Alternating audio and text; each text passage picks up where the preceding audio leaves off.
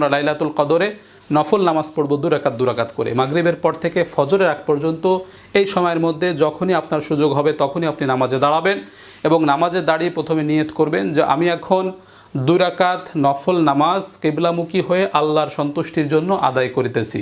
এতটুকু কথা অন্তরে সংকল্প থাকলে নিয়ত হিসেবে যথেষ্ট হবে, আর কোনো অতিরিক্ত শব্দ যোগ করতে হবে না।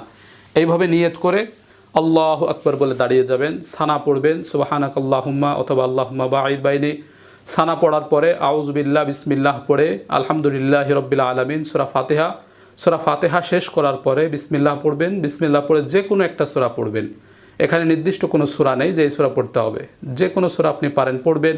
প্রয়োজনে এক সূরা বারবার পড়বেন, প্রয়োজনে একাধিক সূরা প্রথম রাকাতেই পড়ে ফেলবেন, কোনো সমস্যা নেই। এভাবে সূরা পড়ার পরে আল্লাহু আকবার বলে রুকুতে চলে যাব, সামি আল্লাহু লিমান হামিদা বলে রুকু থেকে উঠবো, স্বাভাবিক নিয়মে আবার সেজদা করব আল্লাহু আকবার।